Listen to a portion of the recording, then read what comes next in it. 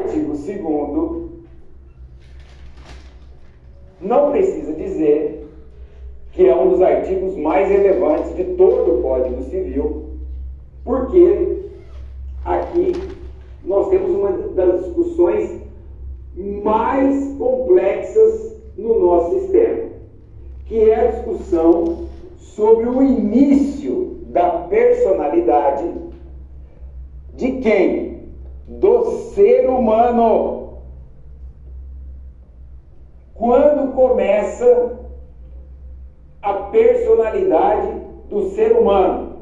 Então veja só, o artigo 2º do Código Civil, primeira parte, ele tem uma conotação clássica. Aqui ele está retratando uma visão clássica de personalidade, positivista. Por quê? Porque para o artigo 2º, o ser humano, para ter personalidade, ele precisa ser pessoa. E para ser pessoa, ele tem que nascer com vida.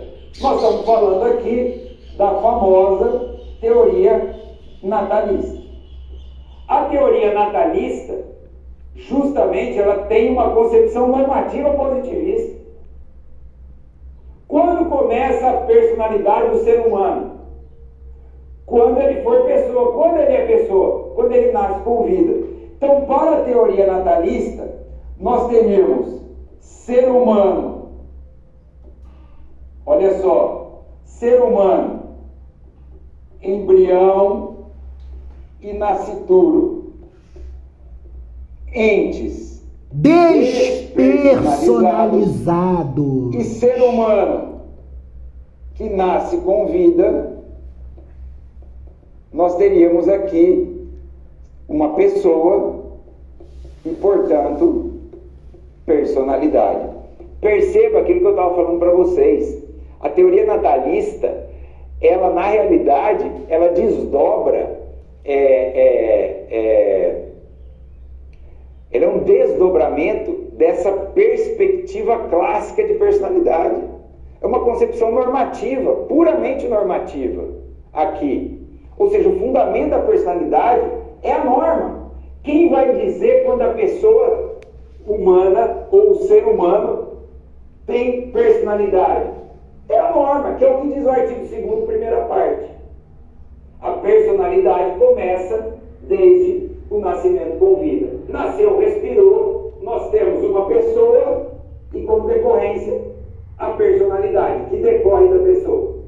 Beleza? Tranquilo? Ok? Agora, o problema é que, embora a primeira parte, claramente, numa visão tradicional, clássica de direito civil, positivista, estrutural, liberal, tenha adotado a teoria natalista, na segunda parte, diz o seguinte: embora nós adotemos a teoria natalista, embora nós sejamos positivistas e normativistas em relação à personalidade da pessoa ou do ser humano, nós vamos conferir ao ser humano que não tem personalidade, que é quem?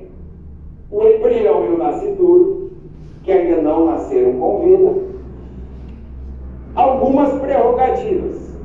Aí ele diz aqui: a lei põe a salvo. O que é isso? A lei vai resguardar, vai proteger, vai tutelar, desde a concepção, alguns direitos do nascituro. Aqui é o seguinte: a doutrina aqui, ela comete alguns pecados, porque, e eu depois refleti muito sobre isso, eu cheguei à seguinte conclusão: a segunda parte do artigo 2º não trata da teoria da concepção. Na realidade, os concepcionistas, e eu sou dessa corrente, aproveitam essa segunda parte para, vamos dizer assim, tentar justificar uma outra teoria, que é a teoria da concepção. Mas a segunda parte do artigo, ela é apenas um desdobramento da teoria natalista. naquela perspectiva que eu disse para vocês antes. Qual foi a perspectiva? O que eu disse para vocês? Falei assim, gente, olha só, nós temos sujeito de direito é gênero. O sujeito de direito é o elemento subjetivo da relação jurídica. Sujeito de direito é gênero. Nós podemos ter sujeito de direito com personalidade e sujeito de direito sem personalidade, os chamados entes despersonalizados. A depender, veja só, de quais são os parâmetros, os paradigmas que nós vamos analisar esses temas, clássico ou contemporâneo, você vai chegar a conclusões diferentes. Quem são os sujeitos de direitos com personalidade, quem são os sujeitos de direitos sem personalidade. Exemplo, uma perspectiva clássica, o ser humano que não nasceu com vida é um sujeito de direitos sem personalidade. Numa perspectiva contemporânea, onde o fundamento da personalidade é a própria condição existencial, o embrião e o nascituro são sujeitos de direito com personalidade. Aonde você quer chegar? Eu quero chegar ao seguinte: quando a segunda parte do artigo diz que a lei protege, desde a concepção, direitos do nascituro, você pode parecer uma contradição, porque você fala assim, mas peraí, se a primeira parte do artigo diz que para ter personalidade ele precisa nascer com vida, como que alguém que não tem personalidade pode titularizar direito? Isso é possível, considerando o quê? Que ele é um sujeito de direito. Um sujeito de direito sem personalidade. Então, olha só, a lei vai proteger de uma forma restrita, em algumas situações, direitos do nascituro, mesmo ele não tendo personalidade. Como diz Caio Mário, tendo um direito potencial, uma expectativa de direito. Então, na realidade, a segunda parte, ela não é a teoria da concepção. A segunda parte é a continuidade da teoria natalista. A continuidade da teoria natalista, onde se admite que um sujeito de direito sem personalidade possa ter capacidade de direito restrita.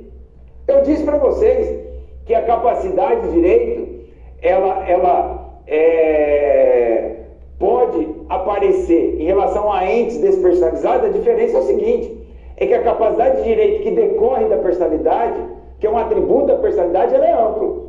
A capacidade de direito dos entes despersonalizados, ela depende de uma previsão estatal e ela é muito restrita, que é o caso. Mas a lei põe a salvo, quando a lei resguarda a vida, desde a quando a lei, já a teoria natalista os direitos dizendo, tá? do nascituro. Quando a lei diz que o nascituro pode receber doação, que o nascituro pode receber herança, o direito a alimentos gravídicos, enfim, em favor, enfim, todos esses direitos que a lei reconhece desde a concepção, não tornam esse ser humano um ente personalizado, embora ele tenha essa proteção especial da lei, porque ele é um sujeito de direito despersonalizado. E os entes despersonalizados, como são sujeitos de direito, eles podem titularizar direito. Eles têm capacidade de direito, mas é uma capacidade de direito mais restrita.